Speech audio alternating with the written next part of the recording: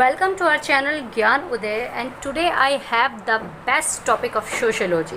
Actually मैं already ये चीज़ आपको बता चुकी हूँ कि जो लॉ है उसमें जितने भी सब्जेक्ट्स डिसाइड किए गए हैं वो सारे सब्जेक्ट ये चीज़ सोच कर डिसाइड किए गए हैं कि पढ़ने वाले को या जो लॉ स्टूडेंट है उसको ये चीज़ समझ में आनी चाहिए कि मतलब वो किस लिए या किस पोर्शन के हिसाब से लॉज बनाई जाएंगी और किस हिसाब से लॉज का काम किया जाएगा। तो वहीं इन सारी चीज़ों को ध्यान में रखते हुए सोशियोलॉजी का एक बहुत अच्छा टॉपिक है जिसका नाम है किनशिप। हमने इससे पहले ये नाम शायद ही सुना हो या फिर उन स्टूडेंट्स ने सुना हो जो स्टूडेंट्स नॉर्मली सोशियोलॉजी के स्टूडेंट्स हैं। सो भाई किनशिप कहते हैं नातेदारी को। तो हमारी सोशियोलॉजी के हिसाब से उन लोगों ने जो नातेदारी की डेफिनेशन दी है या किनशिप बताया है, सवाल ये भी उठ सकता है कि किनशिप को रिलेटिव्स क्यों नहीं बोला या रिलेशनशिप्स क्यों नहीं बोला। तो उसका रीज़न ये है कि नॉर्मली जो लॉ है वो अलग अलग शब्दों से या फिर अलग अलग चीज़ों के या उसके अपने खुद के शब्द हैं जिनके हिसाब से ही वो अपने आप को या उनकी परिभाषाएं देती है। तो पहले देख लेते हैं भाई कि नातेदारी आखिर है क्या, किनशिप आखिर है क्या। तो इसकी छोटी सी डेफिनेशन जो हमारी बुक के हिसाब से है वो हम देख लेते हैं। मनुष्य एक सामाजिक प्राणी है, वे समाज में अनेक सूत्रों द्वारा दूसरे से संबंधित है। इन संबंधों सूत्रों का रक्त समूह में महत्वपूर्ण स्थान है। इसके माध्यम से मनुष्य अपने संबंधित सदस्यों तथा अन्य सदस्यों में अंतर करता है। नातेदारी का शाब्दिक अर्थ है संबंध, अतः नातेदारी से अभिप्राय व्यक्ति के उन संबंधों से है जो रुधिर पर आधारित हैं या जो संबंध समाज द्वारा सामान्य है। भाई एक छोटी सी बात यहाँ पर मैं बता दूँ कि नॉर्मली हम जो रिलेशनशिप्स को या फिर रिलेटिव्स को जानते हैं तो हम एक बात जानते हैं कि हम सब में आपस में खून का रिश्ता होता है तो उसको हम संबंध या नातेदारी या रिश्तेदारी मानते हैं। लेकिन सिर्फ यही बात ख़त्म नहीं होती है, बात और कहाँ पर भी शुरू होती है। भाई एक बात ये भी है कि नॉर्मली जो रिलेशनशिप्स हैं वो सिर्फ खून के रिश्तों की नहीं होती हैं। हमारी दोस्ती है किसी से, वो भी एक रिलेशनशिप है। हमारी किसी से जान पहचान है, वो भी एक रिलेशनशिप है। तो सोशियोलॉजी का ये चैप्टर हमें यही चीज़ यहाँ पर बताने को आया है कि नॉर्मली जितने भी रिलेशंस होते हैं उन रिलेशंस में किस रिलेशन का कितना हक और किसको किस दायरे में रखा जाएगा। तो आगे देख लेते हैं मिस्टर चार्ल्स विनी क्या कहते हैं नातेदारी के बारे में। नातेदारी प्राणी के अंतर्गत समाज द्वारा वे मान्य संबंध है जो कि रक्त संबंध पर आधारित है।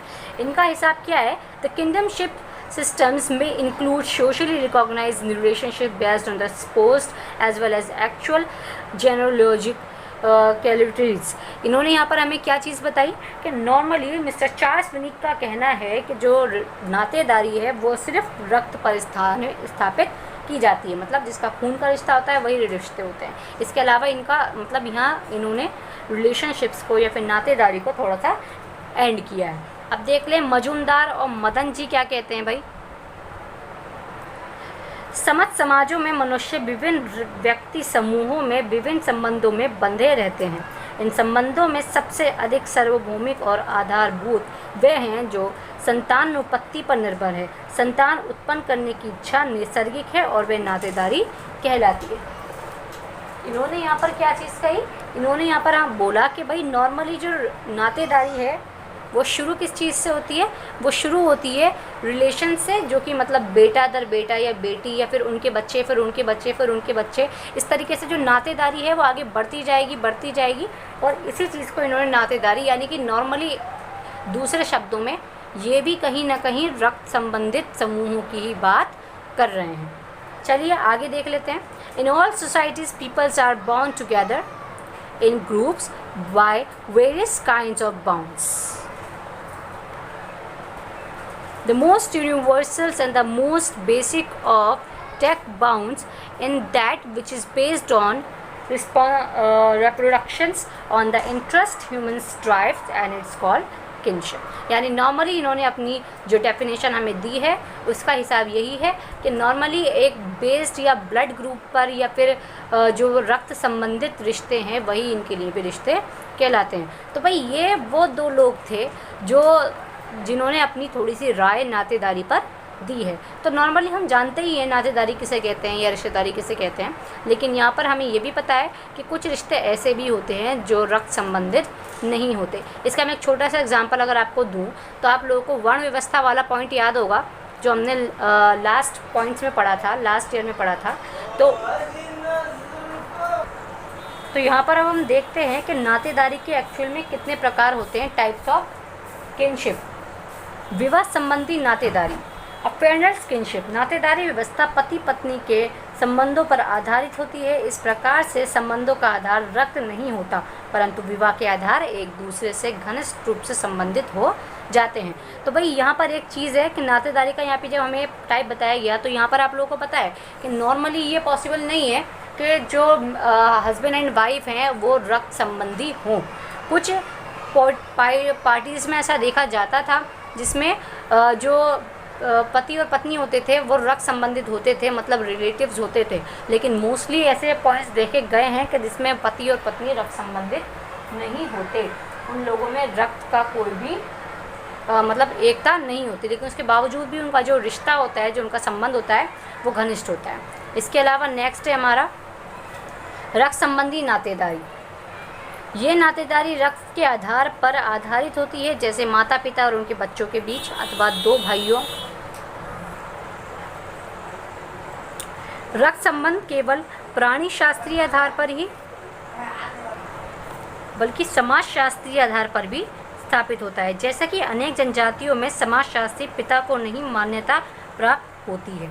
यानी नॉर्मली इस चीज़ को यहाँ पर डिफाइन उन लोगों ने कर दिया कि रक्त संबंधी नातेदारी कौन सी है और विवाह संबंधी नातेदारी कौन सी है। नॉर्मली विवाह संबंधी नातेदारी में सिर्फ हस्बैंड और वाइफ का एक दूसरे से रिलेशन नहीं होता, बल्कि क्या होता है, नॉर्मली जो बाकी उन लोगों की फैमिलीज़ होती हैं वो भी एक दूसरे से मैच करने लगती हैं। वहीं यहाँ पर नेक्स्ट चीज़ है नातेदारी की श्रेणियाँ, कैटेगरीज ऑफ किनशिप। तो कैटेगरीज ऑफ किनशिप देख लेते हैं भाई क्या है। विवाह संबंधी नातेदारी या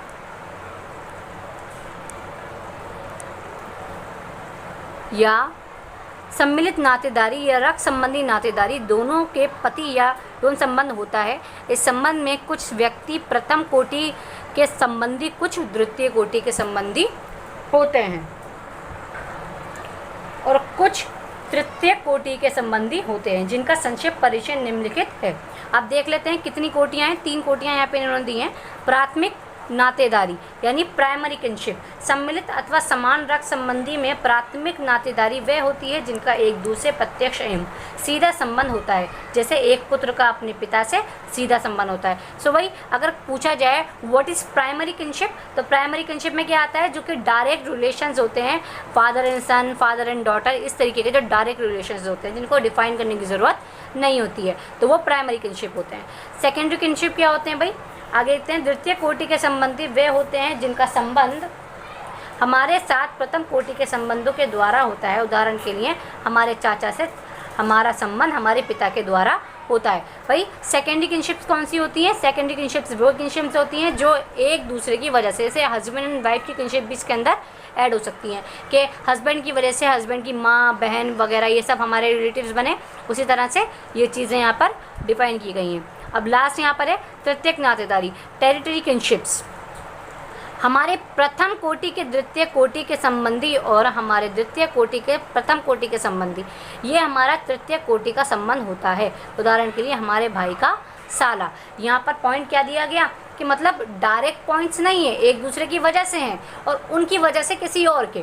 तो जैसे हम यहाँ पर कह सकते हैं कि हमारे पापा की जो बहन हुई वो हमारी फुप्पो हुई, और जो उसके बच्चे हुए यानी हमारी बुआ के जो बच्चे हुए वो हमारे कौन हुए, कज़न्स हुए। तो इस तरीके से ये एक दूसरे से क्या हो गए भाई, एडेड हो गए, यानी एक दूसरे की वजह से जो रिश्ते हुए ये टेरिटरी रिश्ते या टेरिटरी किनशिप्स हो गई। तो आई होप आपको इस शॉर्ट वीडियो में पूरा किनशिप का मेथड समझ में आ गया होगा कि हमारे जो राइटर्स हैं, हमारे जो स्कॉलर्स हैं, वो किनशिप के बारे में क्या कहते हैं, कितने तरह की किनशिप्स होती हैं, और जो किनशिप्स को डिवाइड किया गया है वो कितने पॉइंट्स में किया गया है भाई, 3 पॉइंट्स में किया गया है। प्राइमरी किनशिप, सेकेंडरी किनशिप और टेरिटरी किनशिप्स। इसके अलावा इसमें क्या चीज़ बताई गई है कि जो किनशिप है वो एक्चुअली है क्या। तो just don't confuse in that, it is not a political science, it just belong to the sociology. तो सोशियोलॉजी के अंदर ही हमें ये चीज़ बताई जा रही है कि नॉर्मली ये हमारा किस कैटेगरी से मिलता जुलता पॉइंट है। आई होप आपको ये वीडियो समझ में आई होगी, और आपको किनशिप में अगर कोई भी क्वेश्चन अब अराइज हुआ हो तो प्लीज़ आप मुझे कमेंट कीजिएगा, और वीडियो आपको समझ में आई होगी तो please like, comment and share. Thank you.